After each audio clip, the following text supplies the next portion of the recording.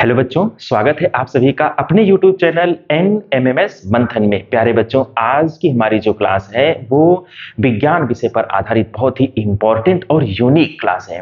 अगर हम आज की क्लास की बात करें तो आज हम लोग सीखेंगे NMMS एग्जाम 2020 में रसायन विज्ञान से संबंधित जितनी भी प्रश्न पूछे गए थे उन सभी प्रश्नों को आज हम लोग डिस्कस करने वाले हैं। और उन प्रश्नों को आधार बना करके उनसे संबंधित जितने भी अन्य प्रश्न बन सकते हैं उन सभी प्रश्नों को भी आज हम लोग डिस्कस करेंगे। सिर्फ आज की क्लास से आपको 4 से 5 प्रश्न NMMS एग्जाम जो इस साल होने जा रहा है उसके लिए आपको मिल जाएंगे। इसलिए इस क्लास को आप अंत तक अवश्य देखिएगा, ठीक है। चलिए शुरू करते हैं आज की क्लास। ध्यान दें, सबसे पहला जो क्वेश्चन है NMMS एग्जाम 2020 रसायन विज्ञान से संबंधित कि मिश्र धातु नहीं है। देखिए, क्वेश्चन थोड़ा सा घुमा दिया है। मिश्र धातु से हर साल क्वेश्चन बनता ही बनता है, इसलिए आप सभी मिश्र धातुओं में कौन कौन से तत्व हैं मिश्र धातुओं में ये आपको पता होना चाहिए। लेकिन इस साल क्या पूछा हुआ है कि मिश्र धातु नहीं है, तो आप ध्यान दीजिए, पीतल मिश्र धातु होता है, कांसा भी मिश्र धातु होता है और जर्मन सिल्वर भी मिश्र धातु होता है। यहाँ पे जो क्रोमियम है यह तत्व है। क्रोमियम का संकेत होता है Cr और इसका परमाणु क्रमांक होता है 24।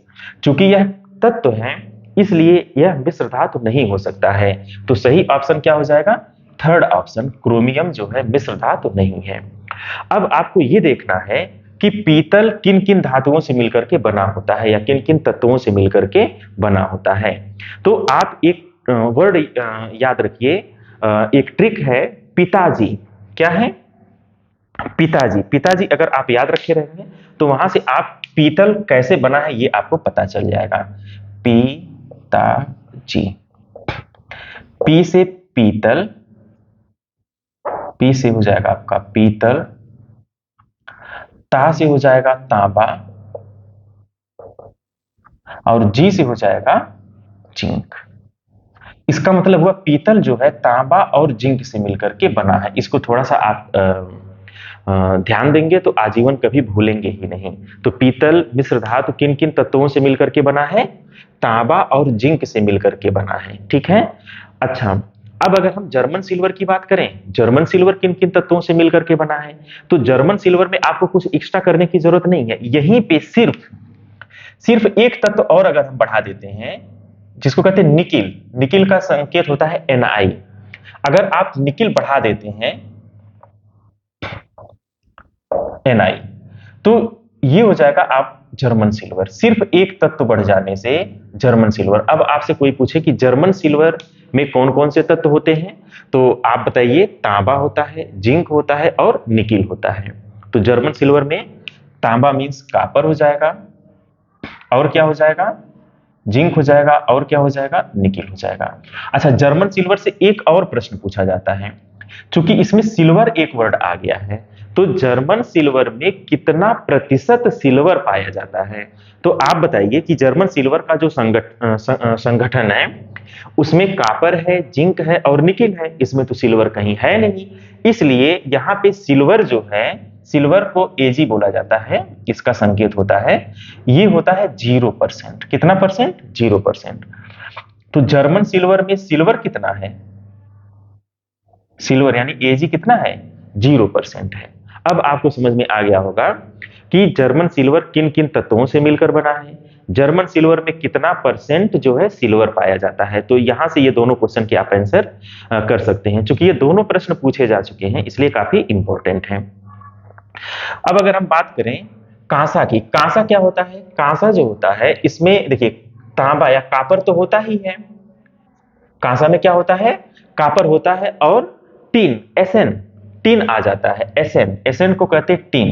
अब देखिए, पिताजी से आप पीतल याद कर लिए, Sn यानी सन इसमें और जोड़ देंगे, सन मीन्स पुत्र होता है, तो Sn कर लीजिएगा, सन, Sn, सन, सन केवल जोड़ देना है। कॉपर में सन जोड़ देंगे, Sn जोड़ देंगे तो ये हो जाएगा कांसा।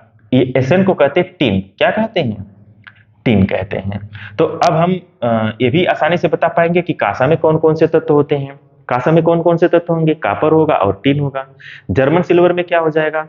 तो जर्मन सिल्वर में कॉपर हो जाएगा, जिंक हो जाएगा और निकिल हो जाएगा। ठीक है। और जर्मन सिल्वर में कितना परसेंट सिल्वर होता है? 0% सिल्वर होता है। ठीक। अच्छा, अगर हम आपसे बात करें स्टेनलेस स्टील में कौन कौन से तत्व होते हैं, तो स्टेनलेस स्टील की अगर बात किया जाए तो स्टेनलेस स्टील में ध्यान दीजिए, बहुत आसानी से आप उसको भी याद रख सकते हैं। स्टेनलेस स्टील, स्टेनलेस स्टील, देखिए स्टेनलेस स्टील है तो इसमें लोहा तो होगा ही, Fe रहेगा। और Fe का परमाणु क्रमांक होता है 26, दो कम कर लेंगे तो 24, और 24 किसका परमाणु क्रमांक होता है? क्रोमियम का होता है, तो इसमें 24 यानी कि क्रोमियम रहेगा। और निकिल का परमाणु क्रमांक होता है 28, तो इसमें निकिल भी रहेगा। अब देखिए, आप ऐसे याद करिए, 24 में दो जोड़िए 26, और 26 में दो जोड़िए तो कितना हो जाएगा? 28 हो जाएगा। तो इस तरह से स्टेनलेस स्टील में क्या क्या आ जाएगा? क्रोमियम आ जाएगा, निकिल सॉरी आयरन आ जाएगा और निकिल आ जाएगा। Fe को लोहा कहा जाता है, इसका परमाणु क्रमांक होता है 26। ठीक। तो स्टेनलेस स्टील है तो इसमें लोहा यानी कि आयरन तो रहेगा ही, जिसका संकेत Fe होता है, इसका परमाणु क्रमांक 26 होता है।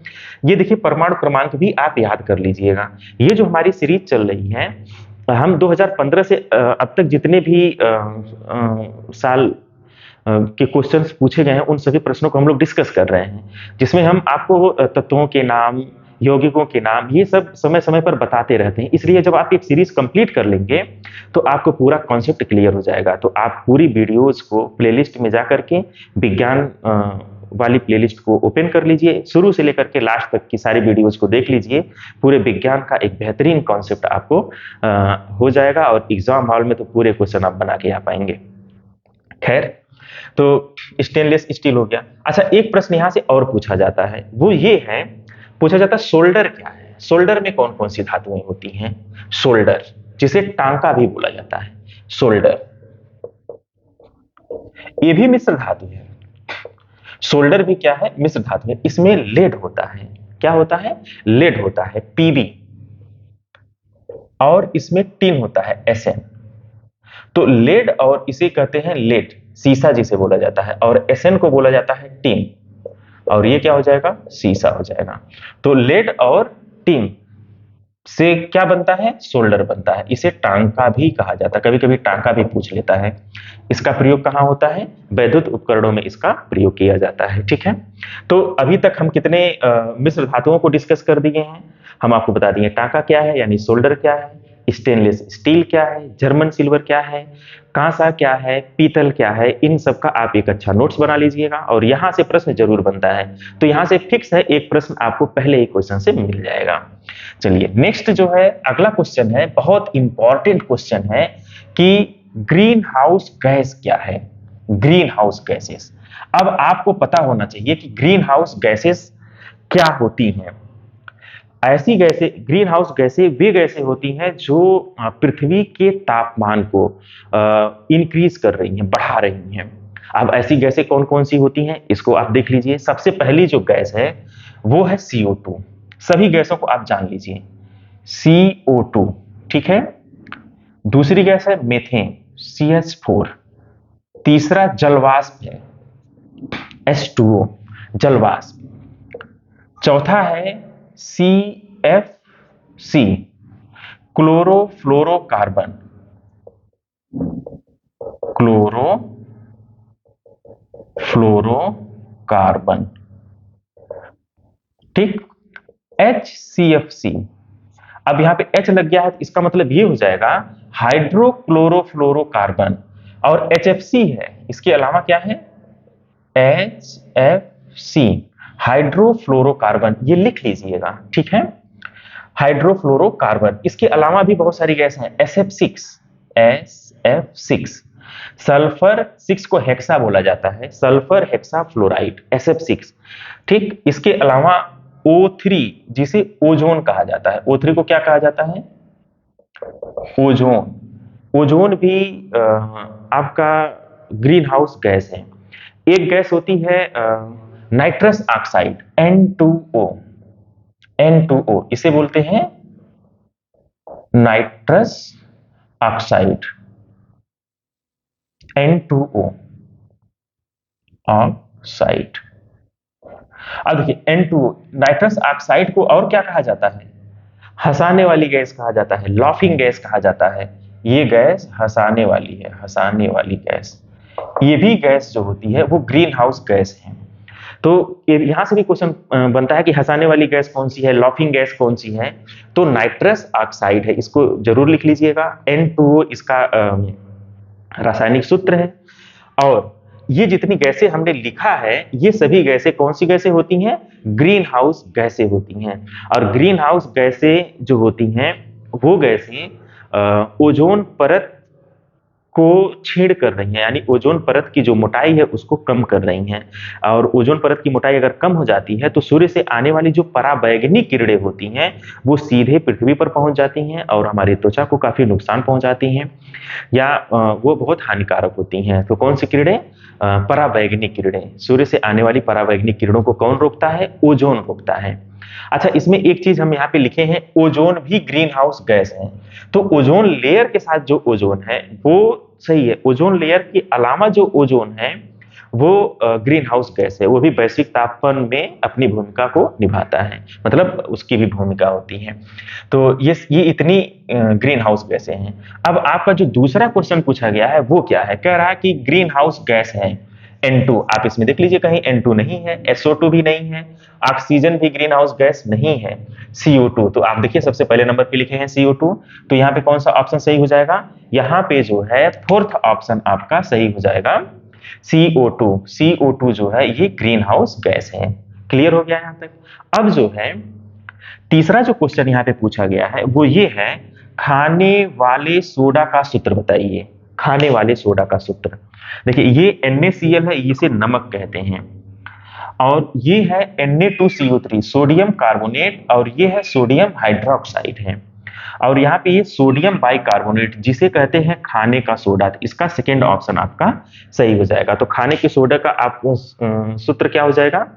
Sodium bicarbonate. हम आपको बता दें कि हर साल एक प्रश्न यहां से पूछा जाता है कि एक आपको सूत्र दे देगा, कहेगा कि इसका नाम बताइए, या कोई नाम रहेगा और कहेगा उसका सूत्र बताइए। हर साल एक प्रश्न यहां से बनता ही बनता है। और वो जो क्वेश्चंस हैं वो कौन कौन से क्वेश्चन हैं उसको भी आप जरा ध्यान दीजिए, हम आपको पूरा डिस्कस कर दे रहे हैं। जैसे अभी हमने आपको बताया कि खाने वाले सोडा का सूत्र क्या है? सोडियम बाइकार्बोनेट है। एक आप यहीं से याद कर लीजिए, खाने वाले सोडा का सूत्र क्या है? Sodium bicarbonate. कभी कभी फिटकरी का सूत्र पूछा जाता है, फिटकरी का। ये थोड़ा बड़ा सूत्र होता है, इसे अक्सर बच्चे भूल जाते हैं। फिटकरी कोई बहुत कठिन इसका फार्मूला नहीं है, अगर आप इसे याद करना चाहें तो आसानी से याद कर सकते हैं। यह एक लवण है, द्विक लवण इसे बोलते हैं। फिटकरी को क्या बोला जाता है? द्विक लवण बोला जाता है। और यह जो होता है पोटेशियम और एल्युमिनियम का सल्फेट होता है। कितना आसान है, पोटेशियम सल्फेट और एल्युमिनियम सल्फेट, सिंपल। अब पोटेशियम सल्फेट कैसे आप लिखेंगे? देखिए, पोटेशियम सल्फेट मतलब पोटेशियम का संकेत K होता है, और सल्फेट SO4 है, तो SO4 पे दो माइनस चार्ज होता है, तो इसलिए यहाँ पे 2 आ जाएगा, K2SO4। अब देखिए Al2, एल्युमिनियम का भी सल्फेट होता है, तो Al2। अब एल्युमिनियम पे 3 प्लस होता है, इसलिए SO4 पे जो है यहाँ 3 लग जाएगा, SO4 का होल थ्राइस। और डाट 24H2O, डाट 24H2O। तो ये हो गया आपका फिटकरी का सूत्र। फिटकरी का सूत्र क्या हो जाएगा? पोटेशियम और एल्युमिनियम का सल्फेट होता है K2SO4, Al2SO4 का होल थ्राइस। थ्राइस मतलब ऐसे ब्रैकेट लगा के 3 लगा दीजिएगा, डाट 24H2O। ठीक। इसके साथ साथ एक्वा रेजिया का बहुत ज्यादा पूछा जाता है। एक्वा रेजिया, एक्वा रेजिया बिल्कुल घबराने की जरूरत नहीं है, आराम से इसको आप एक बार लिख लेंगे, तैयार कर लेंगे, तो आपको आसानी से पता चल जाएगा। देखिए एक्वा रेजिया में होता है HNO3 और HCl।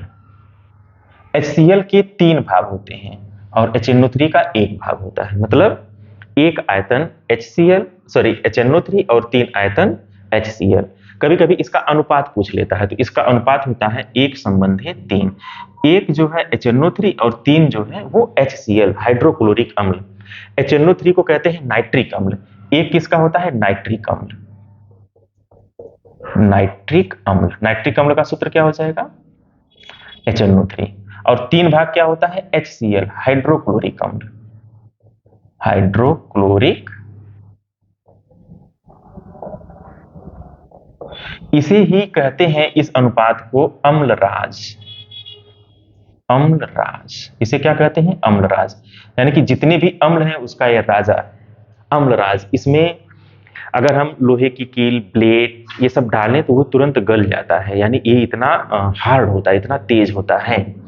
अगर HNO3 और HCl के कॉम्बिनेशन में कोई भी ब्लेड डालेंगे तो वो ब्लेड ऑटोमेटिक गल जाएगी, तो इतना ये तेज होता है। इसलिए इसे आप अच्छे से तैयार कर लीजिए। यहाँ से बहुत ज्यादा क्वेश्चन बनता है, कभी कभी अनुपात पूछ लेता है, कभी कभी एक्वारेजिया क्या है, तो आप बताइए। HNO3+3 HCl को हम एक्वारेजिया कहते हैं।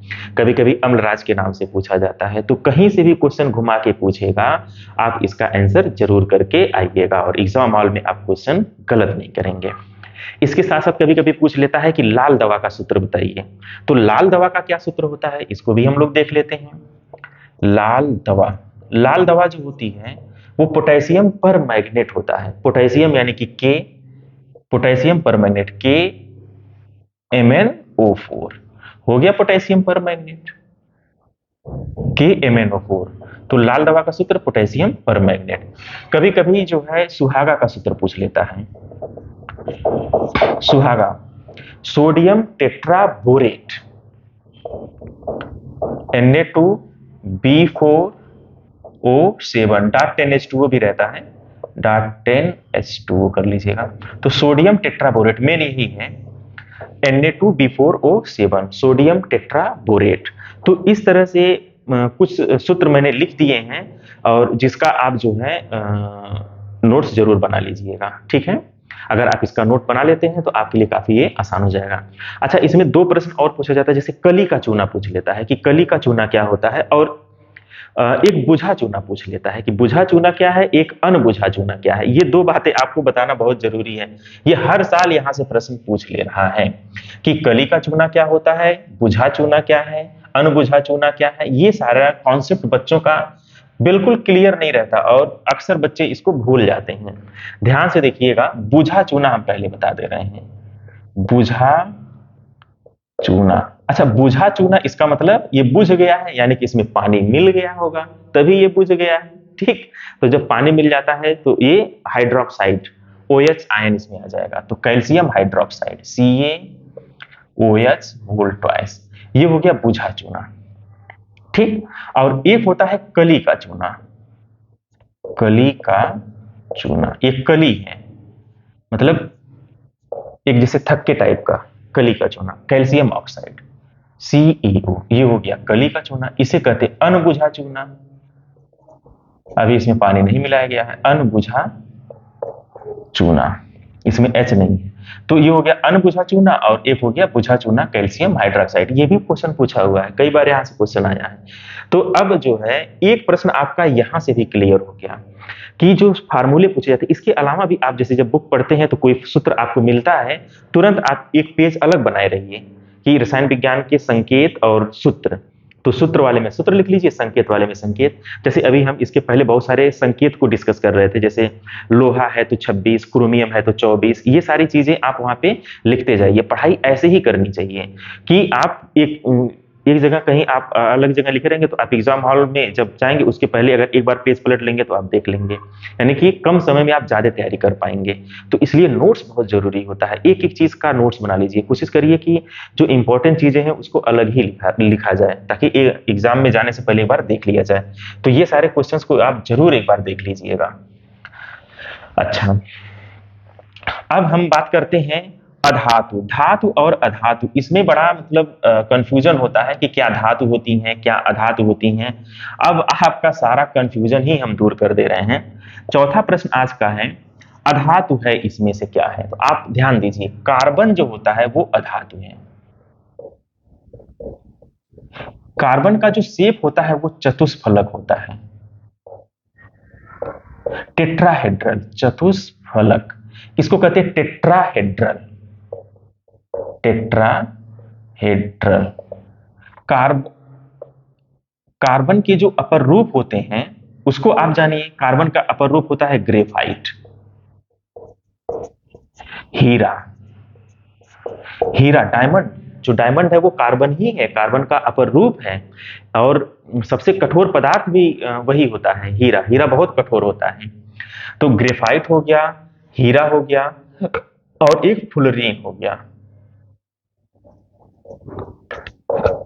यहां हर साल कभी कभी पूछता है कार्बन की आकृति कैसी है, तो तुरंत आप बताइए चतुष्फलक है, टेट्राहेड्रल है। ठीक। कार्बन क्या है? अधातु है।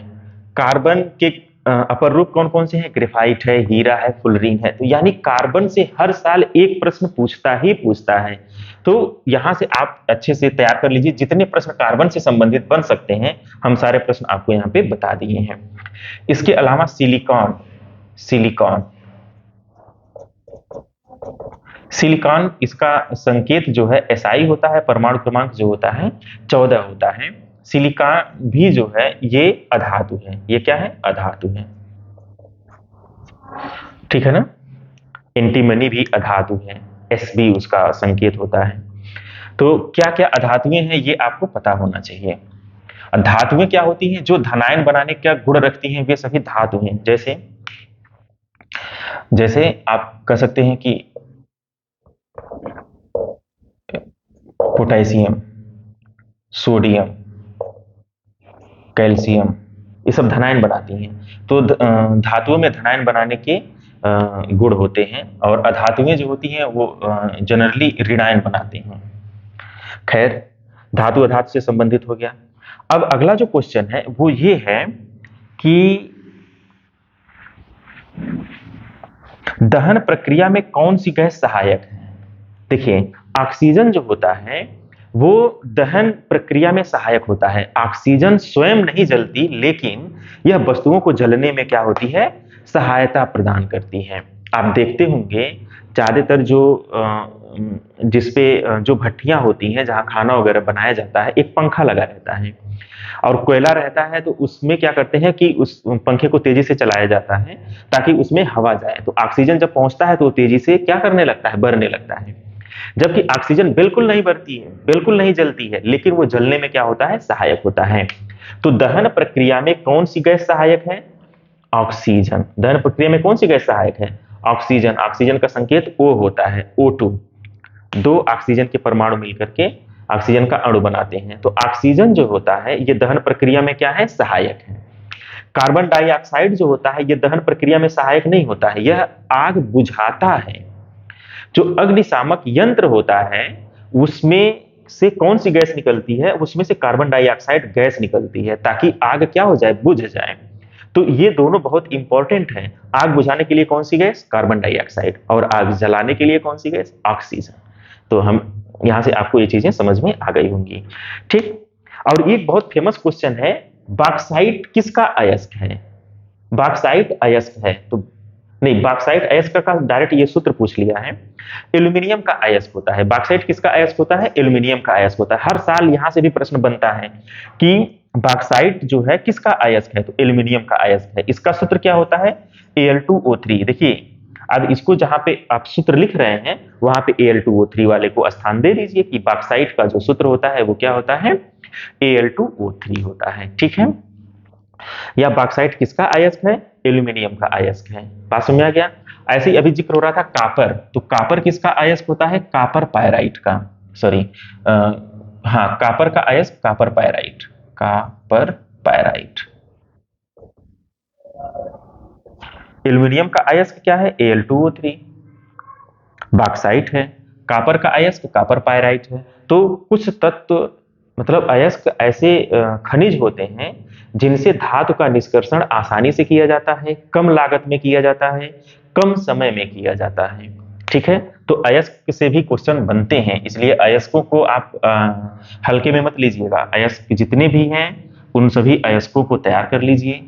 उन अयस्कों से धातु का निष्कर्षण कैसे होता है, प्रोसेस भी आपको पता होना चाहिए, क्योंकि प्रोसेस से भी क्वेश्चन बनता है। ठीक है। तो अभी तक जो है यहाँ पे हम लोगों ने 6 प्रश्न डिस्कस कर लिए हैं। नेक्स्ट क्या है ये देखा जाए। खूब ध्यान से देखिए, बहुत इंपॉर्टेंट क्लास है आज का। एक एक प्रश्न जो है इतना इंपॉर्टेंट है कि इसके आने की हर साल प्रबल संभावना होती है, या उसके इर्द गिर्द जो क्वेश्चन बन सकते हैं उनके आने की प्रबल संभावना होती है। इसलिए वीडियो काफी इंपॉर्टेंट है। अब अगला क्वेश्चन ये है 7वां, कि एक ध्यान दीजिए, M3PO4 का होल ट्वाइस में M की संयोजकता। अब आप हमें बताइए यहां पे M की संयोजकता क्या होगी। बहुत ध्यान से इस चीज को देखने की जरूरत है। M यहां जो 2 है इसको M के पास लाइए, 2 प्लस, और ये जो PO4 है, PO4 और यहाँ पे ये 3 यहाँ माइनस हो जाएगा। पहले धनायन लिखते हैं, धातुओं को लिखा जाता है, फिर जो ऋणायन होते हैं उनको लिखा जाता है। जब भी आप कोई भी यौगिक बनाते हैं तो इस चीज का आपको ध्यान रखना है। यहाँ पे मूलक आ जाता है या ऋणायन आता है, यहाँ पे क्या आता है, धनायन आता है या धातु आती है। ठीक, अब यहाँ पे M2 प्लस और PO4 पे 3 माइनस हो गया, तो जितना यहाँ पे चार्ज होता है वही इसकी संयोजकता होगी। तो M की संयोजकता क्या हो जाएगी, M की संयोजकता कितनी हो जाएगी, 2। यही आंसर हो जाएगा। कि देखिए कितना आसान है। अब आपको ये पता होना चाहिए कि इस तरह के क्वेश्चन कभी भी दिया रहे तुरंत आप यहाँ का यहाँ चढ़ा दीजिए और यहाँ का यहाँ पे, और इधर ऋण और इधर धन। तो धन ऋण से नहीं मतलब है संयोजकता में, 2 इसकी क्या हो जाएगी, संयोजकता हो जाएगी। कुछ धनायन और कुछ ऋणायन आपको बिल्कुल पता होना चाहिए। हम कुछ धनायन और कुछ ऋणायन को लिख दे रहे हैं, जरा आप उसको लिख लीजिएगा। जैसे जैसे कुछ ऋणायन है Cl माइनस, इसको कहते हैं क्लोराइड। इसको क्या बोला जाता है, क्लोराइड। देखिए Cl माइनस इसको बोलेंगे क्लोराइड। ऐसे F माइनस इसको बोला जाएगा फ्लोराइड। मतलब F पे एक ही ऋणायन होता है, ये एकदम फिक्स है, इसको याद कर लीजिएगा।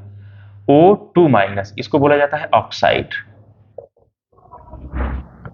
ठीक है, इसके साथ अभी अभी देखिए PO4 आया था, ये मूलक है, इस पे 3 माइनस होता है, तो ये हो जाएगा फास्फेट।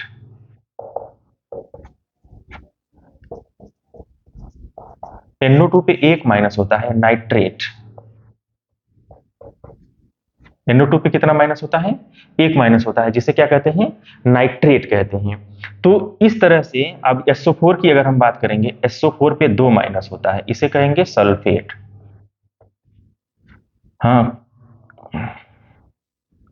कार्बोनेट, CO3 पे 2 माइनस होता है, इसको कहते हैं कार्बोनेट। तो ये कुछ आप देख पा रहे हैं ऋणायन है या कुछ मूलक हैं। ठीक, ये मूलक होते हैं, तो इनमें कितने चार्ज होते हैं ये आपको पता होना चाहिए। और कुछ धनायन भी होते हैं, उनको भी आपको पता होना चाहिए। जैसे सोडियम, देखिए Na+, इसको डायरेक्ट बोलिए सोडियम आयन, लेकिन क्लोरीन पे माइनस लगेगा तो क्लोरीन आयन नहीं बोला जाएगा, इसको क्लोराइड बोला जाएगा। जबकि Na+ रहेगा तो ये सिंपल वही नाम से बोल दीजिए, sodium ion, sodium ion. K+, potassium ion, Ag+, silver ion, Mg2+, magnesium ion, calcium 2+, calcium ion. देखिए कितना आसान है। Aluminium 3+, aluminium ion. ठीक है, ऐसे ही जो है ऐसे बहुत सारे ऐसे तत्व हैं जिसमें धनायन होते हैं। बात समझ में आ रहा है, उन सबको भी आपको पता होना चाहिए किस पे कितना चार्ज होता है। जैसे Fe2+ को इसको कहते हैं फेरस, फेरस, और Fe3+ को बोला जाता है फेरिक। ये जरूर नोट कर लीजिएगा। इससे क्या होगा, आप जब कोई भी यौगिक बनाते हैं तो इस संयोजकता का बड़ा महत्व होता है, और अगर आपको संयोजकता पता है तो आप आराम से यौगिक बना सकते हैं। जैसे इसमें हम कुछ एग्जाम्पल दे रहे हैं, जैसे जैसे Mg को ले लेते हैं और Cl को ले लेते हैं। अब यहां से कैसे, इसको नोट डाउन जरूर कर लीजिएगा। Mg और Cl को अगर हम लेते हैं तो ध्यान से देखिए, अगर हम बात करें Mg पर 2+ है और क्लोरीन पे 1 माइनस है। अब 1 माइनस तो 1 लिखा नहीं जाता है, लेकिन हम यहाँ मेंशन कर दे रहे हैं। अब यह 1 यहाँ आ जाएगा और 2 यहाँ चला जाएगा। अब इससे क्या सूत्र बन जाएगा, Mg पे 1 आएगा, 1 लिखा नहीं जाएगा, और यहाँ पे क्लोरीन है Cl और यहाँ आ जाएगा 2, तो MgCl2। तो मैग्नीशियम क्लोराइड, तो मैग्नीशियम क्लोराइड का आप फार्मूला जान गए। कोई भी आप ले सकते हैं, जैसे अगर हम बात करें कैल्शियम का और सल्फेट का, तो देखिए Ca2+ और SO4 2-। अब देखिए यहाँ भी 2 है, यहाँ भी 2 है, तो 2 से 2 कैंसिल हो जाएगा, तो ये हो जाएगा Ca2SO4 का होल ट्वाइस। लेकिन ये दो कैंसिल हो जाएगा, तो CaSO4 बस, ये हो गया कैल्शियम सल्फेट। ऐसे ही पोटेशियम सल्फेट की अगर आप बात करेंगे, तो देखिए पोटेशियम पे कितना चार्ज होता है, K पे 1+ होता है। पोटेशियम और सल्फेट पे कितना होता है, 2- होता है, तो SO4 पे 2-। अब ये 2 यहाँ आ जाएगा और 1 यहाँ चला जाएगा, तो 2 आएगा यहाँ पे तो K2 और 1 वहां जाएगा तो SO4 केवल रहेगा, तो K2SO4 पोटेशियम सल्फेट। ऐसे ही एल्यूमिनियम सल्फेट की अगर हम बात करें, तो ध्यान से देखिए एल्यूमिनियम पर कितना चार्ज होता है, एल्यूमिनियम पर होता है 3 चार्ज, 3+, और सल्फेट पे कितना होता है, 2-। अब देखिए 2 यहां आ जाएगा और 3 यहां चला जाएगा। अब जब 2 यहां आएगा तो ये हो जाएगा Al2, और जब 3 यहां जाएगा तो SO4 पे यहां 3 लगा देंगे, जिसे थ्वाइस कहते हैं। तो एल्यूमिनियम सल्फेट Al2SO4 होल थ्वाइस। अच्छा, इन दोनों को जोड़ दिया जाए, K2SO4 और Al2SO4 होल थ्वाइस को, तो यही तो फिटकिरी है। ये क्या बन जाएगा, फिटकिरी बन जाएगा। अभी अभी हम लोगों ने फिटकिरी का सूत्र डिस्कस किया है कि पोटेशियम और एल्यूमिनियम का सल्फेट होता है। अब आपको अगर फार्मूला बनाने आता है तो कहीं कोई समस्या नहीं है, पोटेशियम और एल्यूमिनियम के सल्फेट को क्या कहा जाएगा, फिटकिरी कहा जाएगा। तो आप आसानी से इस चीज को बता सकते हैं। बहुत सारे इसमें फार्मूले बन सकते हैं, बहुत सारे, बहुत ज्यादा। तो बस इसको सिर्फ आप क्या करिए, अलग पेज इसके लिए बनाइएगा, जिसपे सभी धनायन को लिखते जाइएगा, जहां जहां धनायन मिले। एक अलग पेज पे ऋणायन को लिखते जाइएगा, ठीक है, मूलक लिख लीजिएगा, जिससे आपको कोई भी फार्मूला बनाना आसान हो जाए। क्योंकि हम बहुत लॉन्ग जर्नी ट्रेवल करने वाले हैं पढ़ाई के क्षेत्र में, तो इसके लिए आप एक प्लान वे में जब तैयारी करते हैं तो आप बहुत आगे जाते हैं। अभी आपके पास एक छोटा सा टारगेट है, एग्जाम क्वालिफाई करना, सिर्फ यही टारगेट आपका मेन नहीं होना चाहिए, इसके आगे की भी हमें पढ़ाई करनी है। इसलिए एकदम अच्छे से धैर्यपूर्वक, और अभी से अगर आप अच्छे से पढ़ेंगे तो फिर आपको भविष्य में कोई दिक्कत नहीं आएगी। तो इसको जो है अच्छे से नोट कर लीजिएगा, स्क्रीनशॉट भी इसका ले सकते हैं। अब देखिए, ओजोन परत के क्षरण के लिए उत्तरदायी कौन सी गैसें होती हैं। अब आप हमें बताएं, ओजोन परत को पतला करने के लिए कौन सी गैसें होती है, ग्रीन हाउस गैसें होती हैं। उसमें भी जो सबसे ज्यादा प्रभावी होती है वो क्या होता है, CFC होता है, क्लोरोफ्लोरोकार्बन होता है। तो ओजोन परत को सबसे ज्यादा प्रभावित कौन करता है, CFC, क्लोरोफ्लोरोकार्बन, या HCFC भी करता है, HCFC। जो भी ऑप्शन में रहेगा उसको आपको टिक कर देना है, ठीक है। और ये बताइए, ठंडे जल से कौन सी धातु अधिक तीव्रता से क्रिया करता है, ठंडे जल से कौन सी धातु अधिक तीव्रता से क्रिया करता है, कैल्शियम, मैग्नीशियम, सोडियम। सोडियम एक ऐसी धातु है जिसे मिट्टी के तेल में रखा जाता है। ये भी क्वेश्चन पूछा हुआ क्वेश्चन है कि ऐसी कौन सी धातु है जिसे मिट्टी के तेल में रखा जाता है, तो आंसर क्या आ जाएगा, सोडियम। सोडियम अगर हम बाहर रखते हैं या पानी में डालते हैं, ठंडे पानी में डालते हैं, तो उससे बहुत तेजी से क्रिया करता है, बहुत क्रियाशील धातु है सोडियम, इसलिए पानी से क्रिया करके पानी में आग लगा देता है। तो इसका प्रयोग जो है, इसका गलत प्रयोग भी समाज में कर दिया जाता है कि कुछ लोग के द्वारा पानी में आग लगाया जाता है। तो वो कैसे आग लगती है, आप चूंकि साइंस के स्टूडेंट हैं, आपको पता होना चाहिए कि पानी में अगर हम सोडियम को डाल दें तो वो जलने लगता है, आग लग जाती है, ठीक है। तो ये क्वेश्चन तो बिल्कुल गलत नहीं होना चाहिए किसी भी बच्चे का, क्योंकि बहुत आसान क्वेश्चन था। कम उष्मीय मान वाला ईंधन क्या है, कम उष्मीय मान वाला ईंधन, आपको हम बता दें कि उष्मीय मान जो होता है वो किसी भी पदार्थ की एक निश्चित मात्रा के पूर्ण दहन में निकली हुई जो ऊष्मा होती है उसी को कहते हैं उष्मीय मान। तो एक निश्चित मात्रा को जला दिया जाए, उससे कितनी ऊर्जा निकल रही है। तो अगर हम बात करें हाइड्रोजन की, तो हाइड्रोजन जो है, हाइड्रोजन का उष्मीय मान अभी तक ज्ञात सभी पदार्थों में सबसे ज्यादा होता है, और सल्फर का ऊष्मीय मान सबसे कम होता है। लेकिन यहाँ पे सबसे कम मान वाला ईंधन में सल्फर है ही नहीं, सल्फर ऑप्शन में नहीं है। तब आप देखिए मिट्टी का तेल, मीथेन और हाइड्रोजन और लकड़ी में कौन सबसे कम ऊष्मीय मान का होगा? तो इसका आंसर हो जाएगा लकड़ी। लकड़ी जो है ये सबसे कम ऊष्मीय मान का है। ठीक है, तो इसका पहला ऑप्शन सही हो जाएगा। अगर आपसे कहा जाए कि अब तक ज्ञात सभी पदार्थों में सबसे कम ऊष्मीय मान किसका है, तो आंसर आपका हो जाएगा सल्फर। क्या हो जाएगा? सल्फर। ये सबसे कम, सल्फर का परमाणु क्रमांक 16 होता है, इसे कहते हैं सल्फर। इसका ऊष्मीय मान सबसे कम होता है।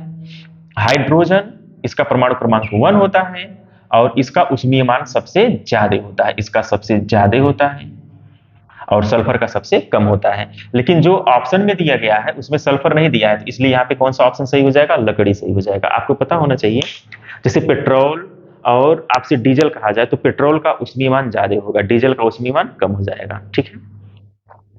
कौन सी गैस ऑक्सीजन ले जाने की क्षमता को घटाती है? नेक्स्ट क्वेश्चन है कि कौन सी गैस ऑक्सीजन कैरी करने की जो क्षमता है वो कम कर देती है? तो कार्बन मोनोऑक्साइड। इसीलिए बंद कमरे में कभी भी अलाव जला करके नहीं छोड़ना चाहिए, क्योंकि वो ऑक्सीजन को किल कर देता है, कार्बन मोनोऑक्साइड। और जब हम अलाव जलाते हैं तो उसमें से कार्बन मोनोऑक्साइड, जिसका सूत्र होता है CO, इसको कहते हैं कार्बन मोनोऑक्साइड। CO को क्या कहते हैं? Carbon monoxide. Carbon mono, mono मतलब एक होता है, तो एक ऑक्सीजन है, ऑक्साइड। तो एक ऑक्सीजन अगर है तो मोनो इसीलिए नाम दिया गया है, तो मोनो मतलब 1 होता है। ठीक है, तो कार्बन मोनोऑक्साइड CO जो है यह ऑक्सीजन की जो ऑक्सीजन कैरी का जो टेंडेंसी है, क्षमता है, उसी को ये किल कर देता है, मार देता है या कम कर देता है। इसलिए व्यक्ति जो है सांस नहीं ले पाता है। तो आपको सजेशन दिया जाता है कि आप जहाँ पे अलाव जला करके कमरे में ना सोइए, ताकि वो ऑक्सीजन किल कर देगा तो व्यक्ति की डेथ भी हो जाती है। ठीक, तो ये भी बहुत आसान सा क्वेश्चन था। कौन सी गैस ऑक्सीजन ले जाने की क्षमता को घटाती है? तो कार्बन मोनोऑक्साइड। कौन जल का रासायनिक प्रदूषक नहीं है? तो हम आपको बता दें कि जल के जो रासायनिक प्रदूषक होते हैं, जो कीटनाशक हम लोग फसलों में छिड़काव किया जाता है, वो जल का प्रदूषक होता है। मतलब आपको सब्जियों में कीटनाशक का प्रयोग बिल्कुल नहीं करना चाहिए, न के बराबर करना चाहिए।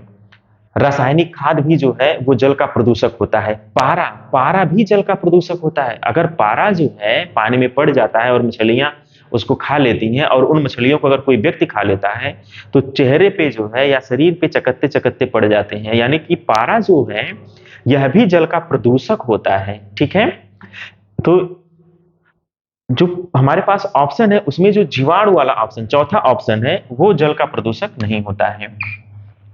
तो इस तरह से रसायन विज्ञान से जो प्रश्न पूछे गए थे, उन प्रश्नों को और इनको आधार बना करके जितने भी अन्य प्रश्न बन सकते थे, उन सभी प्रश्नों को आज हम लोग डिस्कस कर लिए हैं। हम आशा करते हैं कि आपको ये वीडियो बिल्कुल पसंद आई होगी, और अगर आपको ये वीडियो, ये क्लास अच्छा लग रहा हो, ये सीरीज अच्छी लग रही हो, तो आप इस चैनल को अवश्य सब्सक्राइब कर लीजिएगा और इसे वीडियोस को लाइक भी करते रहिएगा, और बेल आइकन को इसलिए प्रेस करिएगा ताकि इस तरह के जितने भी नोटिफिकेशन हो, नई वीडियोज हो, नई इंफॉर्मेशन हो, इस एग्जाम से संबंधित आपको सबसे पहले प्राप्त होता रहे। Okay, thank you.